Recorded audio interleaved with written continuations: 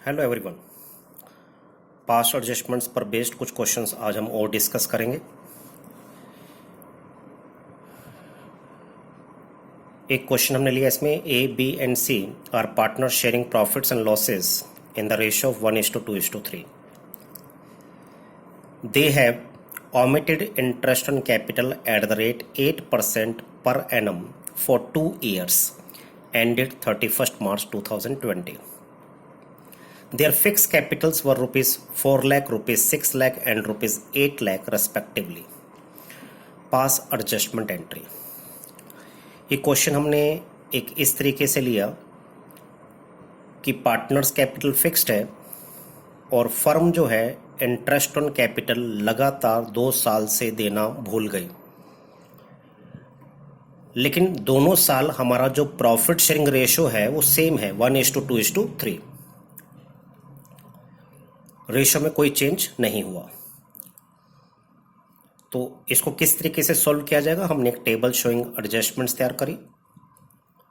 3 partners हैं A B C और last firm means total. Interest on capital at the rate 8% per annum for 2 years. क्योंकि हम 2 साल से लगातार इंटरेस्ट ऑन कैपिटल भूल गए तो 8% पर एनम के हिसाब से हमने ए की कैपिटल पर इंटरेस्ट निकाला तो 4 लाख का 8% बनता है 32,000। क्योंकि हम 2 साल से इंटरेस्ट ऑन कैपिटल भूल गए तो 32,000 पर एनम है, तो 2 ईयर्स का आपका बन गया 64,000। बी की fix capital 6 lakh rupees, 6 lakh rupees का 8% हमने फाइंड आउट किया तो ये बनता है 48,000 interest on capital, 48,000 per annum, तो 2 ईयर्स का हो गया 96,000। सी की fix capital 8 lakh rupees, 8 lakh rupees का 8% बनता है 64,000 rupees. 64,000 per annum interest on capital, हमें 2 ईयर्स का चाहिए तो इसको 2 से इनटू कर दिया तो ये आ गया 1,28,000। टोटल इंटरेस्ट ऑन कैपिटल 2 साल का हमारा बन गया 2,88,000। यानी फर्म ने 2,88,000 का 2 ईयर्स का इंटरेस्ट ऑन कैपिटल जो है वो देना भूल गई। इट मीन्स आपने जो पार्टनर्स को प्रॉफिट डिस्ट्रीब्यूट किया होगा वो ज़्यादा डिस्ट्रीब्यूट किया होगा, क्योंकि इंटरेस्ट ऑन कैपिटल तो आप देना भूल गए। इंटरेस्ट ऑन कैपिटल अगर आप देते तो आपका डिविजिबल प्रॉफिट कम आता, तो आपने इंटरेस्ट ऑन कैपिटल नहीं दिया तो आपने पार्टनर्स को 2 साल ज़्यादा प्रॉफिट डिस्ट्रीब्यूट करके दिया है। अब वो प्रॉफिट आप पार्टनर से वापस ले लें। तो rupees 2,88,000 wrongly distributed as profit for 2 years in 1:2:3। तो 2,88,000 मीन्स 2,88,000 जो हमने प्रॉफिट एज अ प्रॉफिट जो पार्टनर्स को डिस्ट्रीब्यूट किया था वो हम उनसे वापस ले लेंगे, मीन्स डेबिट कर देंगे। तो डिस्ट्रीब्यूट करके हमारे पास आ गया 48,000, 96,000 एंड 144,000। फर्म का टोटल बन गया 2,88,000। अब एक हमारे पास क्रेडिट आ गया और एक डेबिट आ गया। अब हम इसका नेट इफेक्ट ले लेंगे। नेट इफेक्ट लिया तो हमारे पास ए का आ गया 16,000 क्रेडिट, क्योंकि ए का क्रेडिट ज्यादा है as compare to debit. B का डेबिट और क्रेडिट बराबर है इसलिए बी का नील आ गया। और सी का हमारे पास आ गया 16,000 डेबिट, क्योंकि सी का जो डेबिट का अमाउंट है वो क्रेडिट से ज्यादा है, और फर्म का हमारे पास नील हो गया। अब इस टेबल से हमें क्लियर हो गया कि हमने सी को डेबिट करना है और ए को क्रेडिट करना है, और कितनी अमाउंट से करना है ये भी इस टेबल से हमें क्लियर हो गया। तो इसकी हम एक एडजस्टमेंट एंट्री तैयार कर देंगे। एडजस्टमेंट एंट्री जब हम बनाएंगे तो करंट के थ्रू बनाएंगे, क्योंकि पार्टनर्स की कैपिटल फिक्स्ड है। एंट्री बनेगी इसमें 2020 अप्रैल 1 में, नेक्स्ट ईयर की बिगिनिंग में। C's current account debit to A's current account 16,000। इस तरीके से हम इस क्वेश्चन को सोल्व करेंगे। इसी से मैच करता हुआ हमने एक क्वेश्चन और लिया। दोनों में फर्क क्या है कि यहां भी हम 2 साल इंटरेस्ट ऑन कैपिटल देना भूल गए थे, लेकिन दोनों साल प्रॉफिट शेयरिंग रेशियो सेम था। ये जो एग्जांपल मैंने यहां पर लिया इसमें भी हम 2 साल से इंटरेस्ट ऑन कैपिटल देना भूल गए, लेकिन दोनों साल हमारा प्रॉफिट शेयरिंग रेशियो डिफरेंट है। तो इस टाइप के क्वेश्चन को कैसे सोल्व करेंगे, क्या एग्जांपल है पहले इसको ध्यान से देखिए। Anil, Sunil and Sanjay have omitted interest on capitals for 2 years ended on 31st March 2020. Their fixed capitals, यहां भी क्लियर है फिक्स कैपिटल है तो जल एंट्री हमारी करंट से बनेगी। In 2 years were Anil rupees 8 lakh, Sunil rupees 7 lakh and Sanjay rupees 3 lakh. Rate of interest on capital is 10% per annum. Their profit sharing ratios were in first year 4:3:2 and in second year 3:2:1. Give necessary adjustment entry at the beginning of the next year. अब इसमें साफ कह रखा है कि they have omitted interest on capital for 2 years. 2 साल से वो इंटरेस्ट ऑन कैपिटल भूल गए और दोनों साल हमारा प्रॉफिट शेयरिंग रेशियो अलग है. तो जब हमने इस क्वेश्चन को सोल्व किया तो हमने एक टेबल तैयार करी, table showing adjustments, particulars Anil, Sunil, Sanjay and last firm. Interest on capital at the rate 10% per annum for the year ended 31 March 2019. जो पहले साल हम इंटरेस्ट ऑन कैपिटल भूल गए देना, अब हमने उसको दे दिया, मीन्स हमने उसे क्रेडिट कर दिया. फर्म ने अगर देना है तो क्रेडिट लिखना है, फर्म ने अगर लेना है तो डेबिट लिखना है. तो 10% हमने उनकी फिक्स कैपिटल पे फाइंड आउट किया. 80,000, 70,000, 30,000 निकल कर आया और फर्म का टोटल हो गया 1,80,000.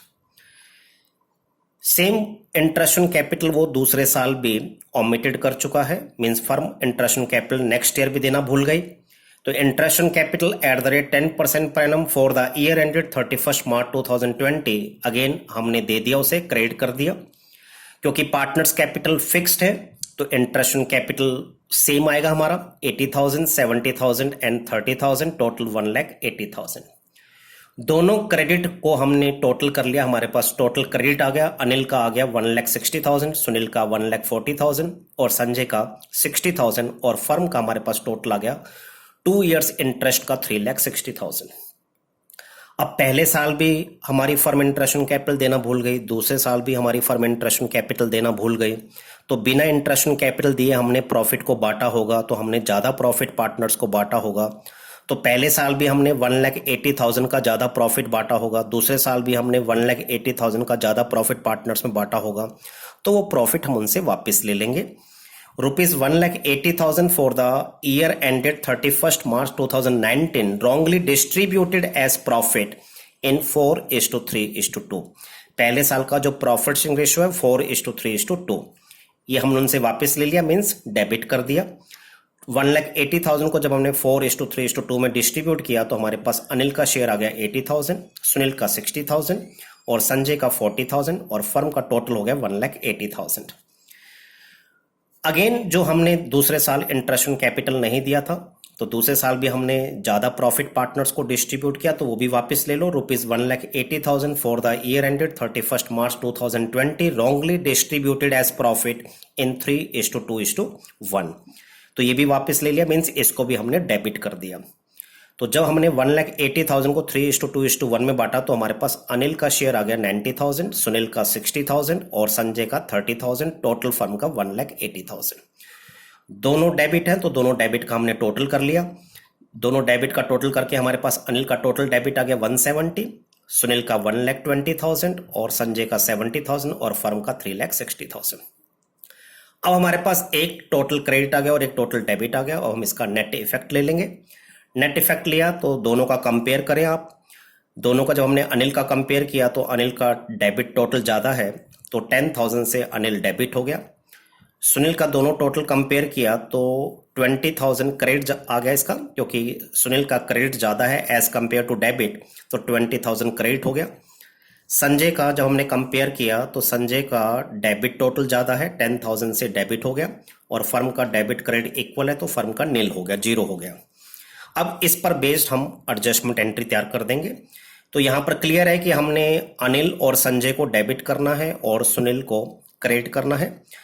तो जल एंट्री बनाई जाएगी नेक्स्ट फाइनेंशियल ईयर के बिगिनिंग में 2020 April 1 Anil's current account debit, Sanjay's current account debit to Sunil's current account 10,000, 10,000 and 20,000. ये इस तरीके से आप एडजस्टमेंट एंट्री बना सकते हैं.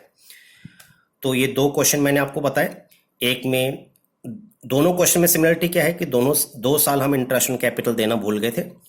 एक क्वेश्चन में तो दोनों साल प्रॉफिट शेयरिंग रेशो सेम है और दूसरे क्वेश्चन में दोनों साल प्रॉफिट शेयरिंग रेशो डिफरेंट था. तो किस तरीके से इसको सोल्व करना वो आपने सीख लिया. अब एक क्वेश्चन हम और ले रहे हैं. A and B are partners. They share profits and losses in the ratio of 3:2. Their capital balances as on 1st April 2019 were rupees 2 lakh and rupees 1 lakh respectively. For the year ended 31st March 2020, interest on capital was credited to them at the rate 10% per annum, although no provision for interest is made in the partnership agreement. Pass adjustment entry. अब इसमें एक नई type की errors हो गई कि हमारी firm ने इंटरेस्ट ऑन कैपिटल दे दिया 10% के हिसाब से, जबकि इंटरेस्ट ऑन कैपिटल का पार्टनरशिप डीड में कोई भी प्रोविजन नहीं है।